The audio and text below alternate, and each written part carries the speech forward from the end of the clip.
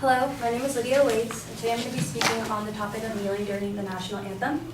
America is founded on the ideals of life, liberty, and the pursuit of happiness. However, some Americans currently believe we're not living up to these social expectations. Some, like Colin Kaepernick, are going to express their opinions by kneeling during the national anthem as a form of protest, stating that I'm not going to stand up and show pride for a country that oppresses Black people and people of color. To me, this is bigger than football, and it would be selfish on my part to look the other way. So that being said, it is my claim that kneeling during the national anthem is an effective form of protest against America's current social climate, under the secondary claims that 1, kneeling during the national anthem has brought the conversation to a more general NFL viewing public. 2, it has raised public awareness towards the oppression of minority communities through the acts of police brutality and racial inequality. And 3, it has drawn attention to the general liberties minority communities are not currently being provided. So just to begin with my first point, kneeling during the national anthem has brought the conversation to a more general NFL viewing public. Every knee that goes down during the national anthem only continues to broaden the conversation on the social injustices Colin Kaepernick and others are protesting.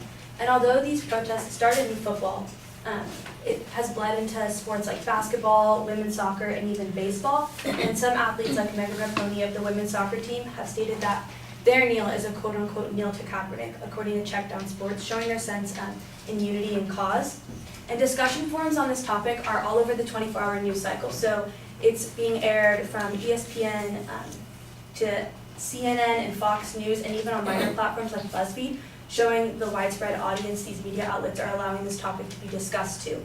And according to Check Down Sports, it is clear that many people, and professional organizations included, are not only aware of what Kaepernick is doing, but are also supportive of him, and the fact that the social media of the 49ers has increased 36,000% ever since these protests began.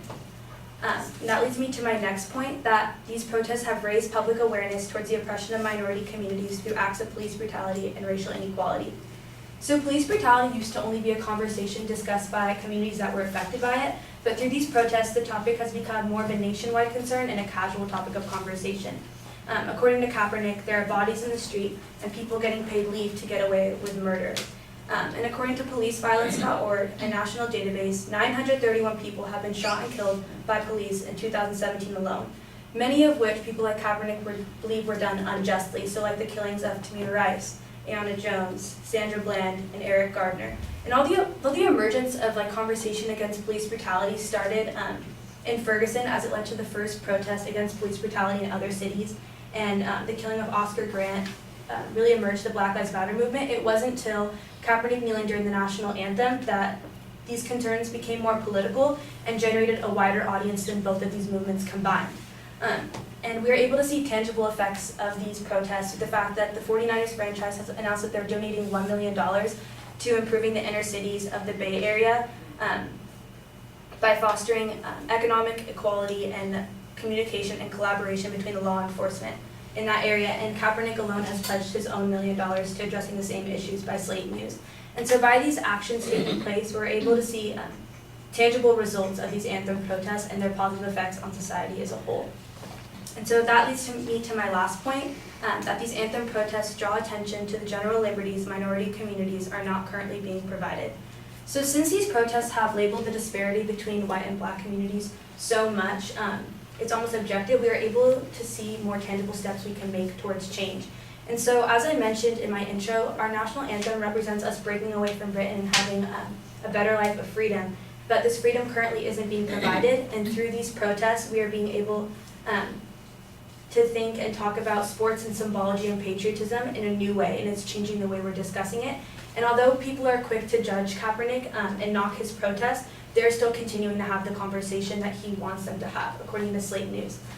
The general livelihood and liberties of African American communities are being put at risk in our current social climate, as African Americans are 3 times more likely to be killed by police than white people, according to policeviolence.org, a government database.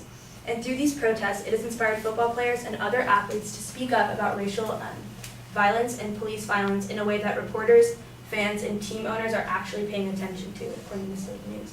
And because of this act of kneeling has drawn attention to these disadvantages, we see anthem protests in other areas. So according to thinkprocess.org, 130 players have been reported kneeling, sitting, or raising their fists during an anthem protest.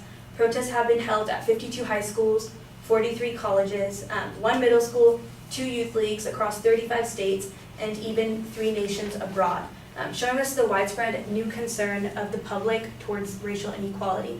So with all of that, I hope that through these claims of bringing the conversation to a more general NFL viewing public, raising public awareness towards the oppression of minority communities through police brutality, and my last point of drawing attention to the general liberties minority communities are not being provided, I've been able to show you, and you'll be able to agree with me, that kneeling during the national anthem is an effective form of protest against America's current social climate.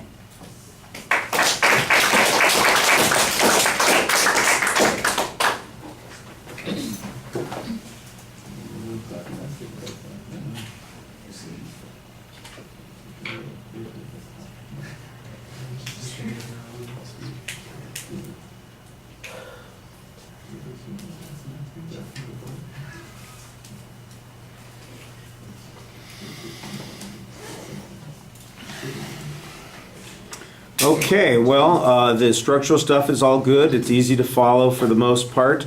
You've got a lot of explanations in some of the secondary points.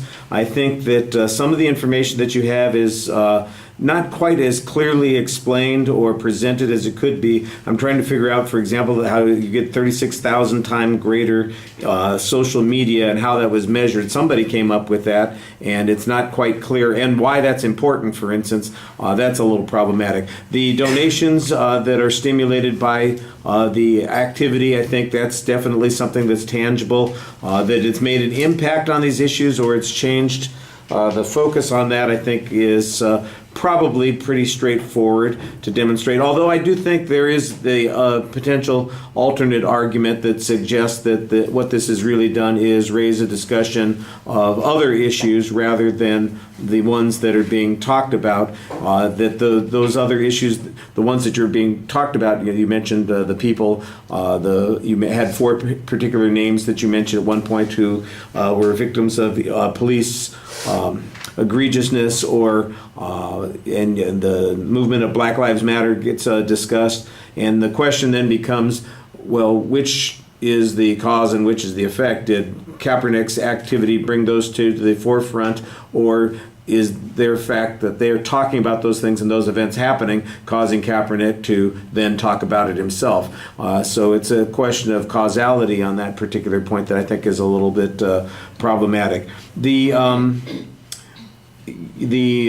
wideness of the protests, I think, has been demonstrated. I think there's probably not a lot of dispute about that. The argument is, has it enhanced the discussion of those issues? And I think in particular that the question of whether or not it's enhanced the discussion of those issues in a productive way, that I think is a little bit underdeveloped.